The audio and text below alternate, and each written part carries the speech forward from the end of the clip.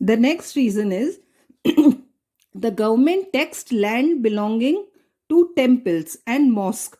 अभी तक जो भी गवर्नमेंट्स किंग्स रहे हैं उन्होंने हमेशा जितने भी रिलीजियस इंस्टीट्यूशंस हैं, वेदर दे आर टेम्पल्स और मॉस्क और गुरुद्वारा, सबको फ्री लैंड दिया, ग्रांट देते थे ना, and no tax was taken from them, और charitable institutions. But British government ने उन सब पर टैक्स लगा दिया, तो people became angry.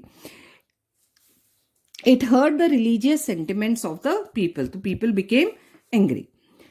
In 1850, the government passed a law which enabled a convert to Christianity to inherit his ancestral property. Then in 1850, British government ने एक law बनाया. अब ये law क्या था? मान लो कोई इंडियन, whether हिंदू और मुस्लिम, have converted to Christianity. वो अपना रिलीजन, अपनी फैमिली छोड़कर क्या बन गया है? क्रिश्चियन बन गया है. लेकिन फिर भी उसे अपनी एंसेस्ट्रल प्रॉपर्टी में हिस्सा मिल सकेगा.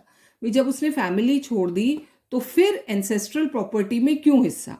तो वो एक लॉ बनाया that he can get part from ancestral property. The people could not tolerate this interference in their religion. So people said this is direct interference. When he had left his religion, he cannot take part in family gatherings.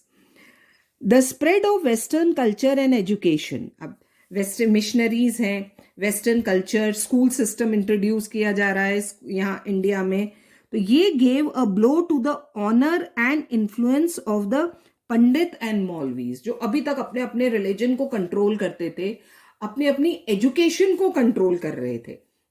Hindu religion में सिर्फ पंडित के हिसाब से काम होता था, इस्लाम में सिर्फ जो मौलवी ने कहा वो हो रहा है.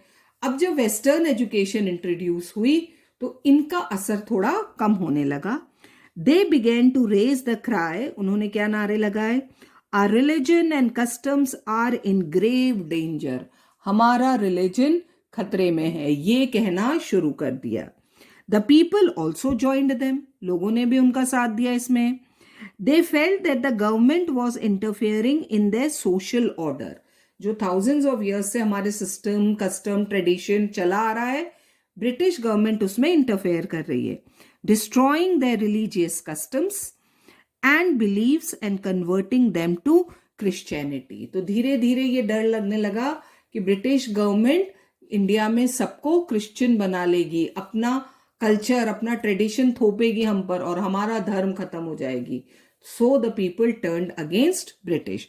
So these were certain social and religious causes why people participated in the revolt of 1857.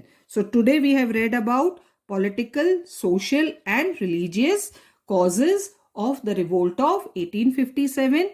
Economic and military causes we'll do in our next lesson. Till then, keep reading.